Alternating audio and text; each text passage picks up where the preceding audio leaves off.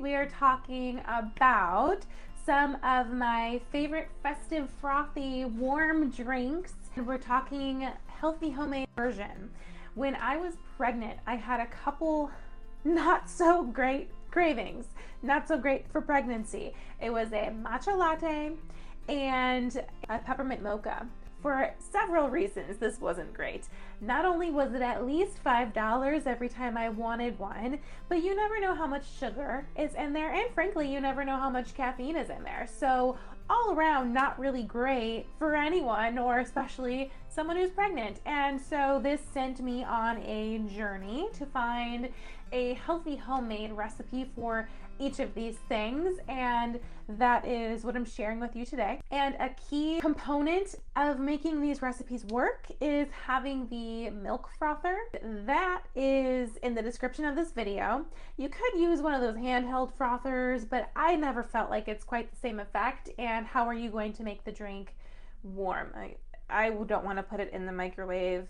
You could heat it up on the stove, but like, why would you want to do that? So it's just the easy button is this milk frother. It does take some adjusting when you're going from a professionally barista made drink that's been especially crafted to be delicious and addicting. It will take some getting used to when you go to the healthy homemade version, because it is not going to taste exactly the same. One step that I took to ease the blow a little bit with this is that I started with vanilla soy milk, which is not normally something I would ever buy. I would always get either unsweetened or unsweetened vanilla. I would always want the zero sugar or the very little sugar. And when I was trying to go from the coffee shop lattes to my own homemade stuff, I knew that it wasn't going to taste as good because there wasn't going to be that sugar in there. So I started with that vanilla and knew that I would work down to an unsweetened milk, which I did. So the first recipe we're going to talk about today is a homemade matcha latte. It starts with 1 cup of the milk of your choice, then 1 teaspoon of matcha powder, and you will want to make sure that this matcha powder is not sweetened. You'll want to make sure it's just matcha powder. No cane sugar in there, no any type of sugar in there, because we want to be able to control the amount of sweetener. And the matcha that you're getting from the coffee shop probably has sugar in there. You don't even know how much sugar you're getting. Next is a teaspoon of vanilla extract because it helps give it a little bit more of a sweeter flavor. And then half a tablespoon of pure maple syrup.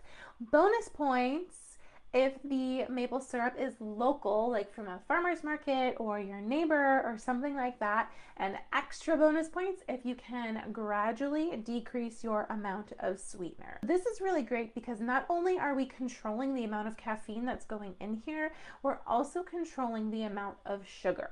So you put all of these ingredients in your milk frother and then press the button. It heats it up and froths it up, and it's really good. It is not the same as when you go to the cafe, but it's good enough to stay out of that line, to keep that $5 in my pocket, which nowadays it's like $7. It's just so much better for you. Next, I'm going to talk about a healthy hot chocolate because I discovered that the only difference between a peppermint mocha and a peppermint hot chocolate is that a mocha has caffeine. That's the only difference. Peppermint's not great for pregnancy. Peppermint's especially not great for when you're nursing because it can dry you up. I found a healthy hot chocolate recipe that even is toddler approved. So this is good stuff. Once again, you start with 1 cup of milk of your choice, and next you add a tablespoon of raw cacao powder, not cocoa powder, cacao powder. That's the healthy stuff. That has more magnesium in it and it's much less processed. The cacao is way better than the cocoa. Cacao is considered a superfood. And then you could add 1 to 3 dashes of cinnamon if you like. And you're going to want to add a pinch of sea salt, not iodized salt, not table salt, sea salt, because that's healthier. And then you'll do 1 teaspoon of vanilla extract and half of a tablespoon of the pure maple syrup again. So again, you just put it in this milk frother. I think when you press it once, it heats it up. If you press it twice, it heats it up and froths it. So you could froth your hot chocolate if you wanted to. That is it. And so if you're looking for more ways to increase your energy without caffeine, I have a guide for you. It is labeled for single moms, but if you're not a single mom and this is something that you're looking for, then still grab it. 5 ways single moms can boost their energy naturally. The link for that is in the description of this video as well. So definitely check that out, download it, let me know what you think, and I will see you next time.